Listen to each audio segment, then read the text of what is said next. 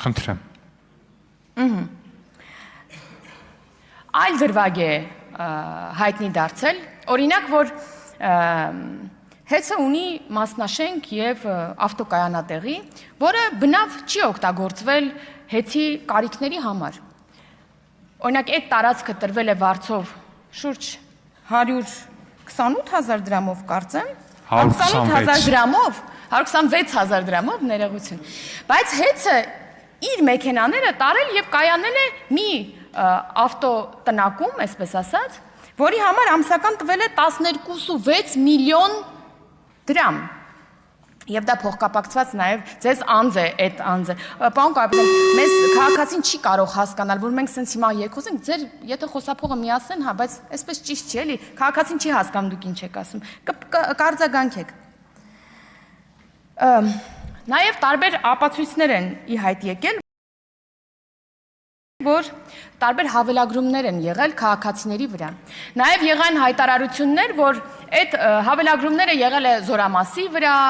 դպրոցի վրա, համայնքապետարանի շենքի վրա, փողոցի, հա, ինչ-որ լուսավորության հետ կապված նաև դրա վրա, տարբեր կազմակերպությունների, տարբեր շինությունների և շատ մեր քաղաքացիների վրա եղել են հավելագրումներ։ Դուք կարող եք ասել, այո, և հնարավոր է դա դիմել և վերանայում կատարվի, ես եք ասեմ այո, բայց ինչ է կատարվել։ Մենք 2024 թվականի ամռաններ կարծեմ, երբ խոսեցինք ՀԵՑ-ի այդ պարբերաբար անջատումներից, խնդիրներից հարուցված, հետո արդեն հիշում եմ, որ մենք մեր խմբակցություն հրավիրեցինք ՀՑԿՀ նախագահին և մեր հարցադրումներն ուղղեցինք, դա սեպտեմբերն էր, հոկտեմբերն էր, հետո հիշում եք, որ հրաժարականն եղավ ՀՑԿՀ նախագահի և փոխնախարարի նաև, ինչևէ։ Դրան հաջորդող 1-2 ամիս հետո պարզվում է, որ այդ հաշվիչը, որտեղ այդ սերվերը, որտեղ պահվել են այդ անջատումները, հանկարծ ջնջվել է, և ջնջվել է 18-ից 25 մինչև թվականը բոլոր տվյալները, այսինքն մարդը այլևս չէր կարող դիմել ասել ինձ վրա հավելագրում եք արել, որտեղ այդ բազան ջնջվել է, ոնց է ջնջվել, պարոն Կարապետյան, ոնց, պարոն Ղազինյան, ինչի պարոն Կարապետյան, չէ, հետո կասեք, այսինքն մարդը չի կարող, իմ գործընկերները իհարկե բարձրաձայնեցին շատ այլ խնդիրներ, որը կապված էր տենդերների հետ, պարզվում է, որ շատ քիչ մարդիկ են կարող այդ գնումների մասնակցել, պարզվում է, որ նույն կազմակերպությունը շատ ավելի թանկ գնով ձեր ժամանակ, ծառայություն է մատուցել, հիմա դրա կես գնով է անում, այս բաները ես չեմ հասկանում, ոնց կարող է լինել։ Պարոն Ղազինյանն ասում է, այ որ Լատվիայի հյուպատոսարանին է պատկանել այդ մեքենան, դա խնդիր չի։ Մեզ համար տարաբերություն չկա, Բելարուսին է պատկանել, Լատվիան է պատկանել, այդ ավտոմեքենան։ Մեզ համար գիտեք ինչն է խնդիր, կամ ձեր խնդիրը որն է, որ այդ գիտակցումը, որ օրինակ կարող է դուք դառնաք հանձնաժողովի նախագահ և այդ թղթի վրա, որ ասում եք գրած է Լատվիայի հյուպատոսարան, այն թղթի վրա, որտեղ գրված կլինի պետական գույք, ազգային ժողով, այդ մեքենան ձեր, օրինակ, դիցուկ Լատվիայի հյուպատոս ընկերոջը սկսի պատկանել և ծառայել։ Հարգելի գործընկերներ, մի ընդհատեք տեղից։ Օգտագործեք, Տիկին Հակոբյանը ձեզ չէր ընդհատում։ Ոնց որ դուք եք վերցրել ամիսներով ձեր, ես օրինակ իմ ընկերներից եղել է, իմ մեքենայի հետ խնդիր ա եղել, իր մեքենան օգտագործել եմ, բայց դա չի եղել ինչ-որ մի կառույցի մեքենա, եթե դուք դրա մեջ խնդիր չեք տեսնում, ասեմ կարող է վաղը, երբ որ դառնաք հանձնաժողովի նախագահ և ունենաք ծառայողական մեքենա, որի վրա գրված կլինի ազգային ժողով, ձեր ընկերը ուզի, և դուք քանի որ տենց լավ տղա եք, ոնց որ ասում եք, հա, բանա, դուք ձեր մեքենան, դուք եք, այս 10 օրը հետ եք ասում, պարոն Ղազինյան,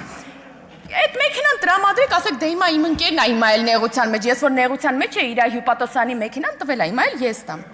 Էսա խնդիրը, ոչ թե Լատվիան, Հարգելի գործընկերներ, խնդրում եմ դադարեցնել տեղից արձագանքները, կսկսեմ նախազգուշացումներ տալը։ Մարտի 1-ի հետ կապված խոսք գնաց նոր վերջում, պարոն Ղազինյան, մեր նախորդիվ շրջանի բոլոր ձեռքբերումները, նաև թերացումները մենք մեր թիմակիցներով հավասարապես կիսում ենք։ Մեր ֆրակցիայի ղեկավար պարոն Կոնջորյանը նախորդիկ 5 տարիներին ինչ եղել է, ինձնից մի գլուխ ավել պատասխանատվություն այո կրում է։ Մարտի 1-ի համար հանրապետականների ֆրակցիայի ղեկավարը չի կարող պատասխանատվություն չկրել, որովհետև հետո ինքը չի ասա, ես ինչ եք արել։ Այս ոնց եք սենց վարվել, ոնց եք այս զորքը, մարդիկ, մահերը, փողոցը, տենց բան չի ասել, գնացել աշխատակազմի ղեկավար դրանից հետո, ժամանակագրությամբ այդպես էր, չէ, սկզբից են, հետո աշխատակազմի ղեկավար, այսինքն նորմալ է եղել իր համար այդ ամեն ինչը։ Եվ հետ որ ասում եք, ես կոչ եմ անում ներդրում անել, ես չկարողացա ձեզ հարց տալ, բայց միգուցե սենց ձեզ հարց տամ, որ ասում եք, ես այնպես էր տրամադրված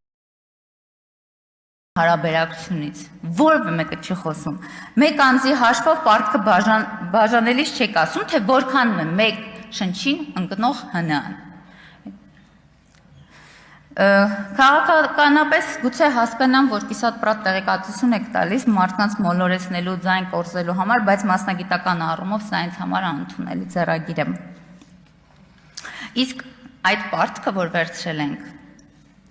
եթե ձևավորվել է, ֆինանսավորվել են կապիտալ ծախսեր, դպրոցներ, մանկապարտեզներ, ճանապարհներ, ջրամբարներ, որը հետագայում կրկին հնայի աճ է ապահովելու։ Սա մասնագիտական չիմացության, թե չգիտեմ, գիտակցված նաև ապատեղեկատվության մասին է ձեր խոսում։ Էլ չասեմ, որ դա ես չեմ ասում, որ պարտքնան 50% է եւ կառավարելի միջև 50% եւ կառավարելի մակարդակում է։ Դա միջազգային հեղինակավոր կառույցներն են այդ մասին ասում։ Դա ասում են Արժույթի միջազգային հիմնադրամը, Համաշխարհային բանկը, այդ ձեր կռիվը մասնագիտական դաշտից լրիվ դուրս է։ Այստեղ խոսեց նաև այո աղքատությունից։ Պարոն Աբրահամյան, իմ մոտ տպավորություն որ դրսում ինչ որ վիճակագրական առանձին սենյակ ունեք, այդտեղից վիճակագրություն եք բերում, որովհետև դուք վիճակագրական տվյալներ չեք ներկայացնում։ Մասնագիտական գնահատական չեք տալիս։ Էլի եմ կրկնում, ասել եմ նորից եմ կրկնում, աղքատությունն ու ծայրահեղ աղքատությունը վերջին տվյալներով պատմական ամենացածր մակարդակում է, բայց դուք շարունակում եք խեղաթյուրել վիճակագրությունը, որքան էլ դա ձեզ հաճելի չէ, պետք է անընդհատ ասեմ, քանի նոր տվյալները չեն հրապարակվում։ Պարոն Ֆարմանյան, խոսեցիք AFH ընկերության, չգիտեմ, հարց հնչեցրեցի, նվազագույն աշխատավարձ եք ստացել, փոխառություն եք ստացել, հետո դուք ինձ ասում եք, բա գիտեք, ես միամիտ եմ ստեղ կանգնած, ասում եք, այս ամեն ինչ ես հաշվի եմ առել, ամեն ինչ որ չուզենայի չէի գրի այդ հայտարարում, ես այդքան էլ միամիտ չեմ։ Հա, պարոն Ֆարմանյան, ճիշտ եք ասում, որովհետև ասում եք թղթերով ամեն ինչ նորմալ է, թղթերն է կարևոր, թղթերով ամեն ինչ նորմալ է։ Պեկում էլ են այդպես ճիշտ աշխատել, թղթերով ամեն ինչ դասավորված է եւ ճիշտ է։ Մաքսային բրոկերական ընկերություն ունենալ համատեղելով պաշտոնի հետ, փոխկապակցվածություն, դուք այսօր այստեղ հերքում եք, ասում եք նման խնդիր չկա, բայց թղթերով ամեն ինչ նորմալ, կարևորը թղթերով նորմալ է։ Եվ այս ֆոնին խնդրում եմ ձեր արձագանքի ժամանակ ասեք նաև Norfolk ընկերությունից պատմեք, ինչ կապ կա իր հետ։ Նախ ասեմ, որ քաղաքացիական ամփոփելով խմբակցությունը դեռ քննարկելու է ձեր թեկնածությունը, ժամանակ ունենք քննարկելու։ Հանձնաժողովի առանցքային գործառույթը պետական բյուջեն ու դրա քննարկումներն են։ Ըստ իս հանձնաժողովը պետք է ղեկավարի այնպիսի մարդ, որը ունի պետական մտածողություն, մակրոտնտեսական խորը գիտելիքներ,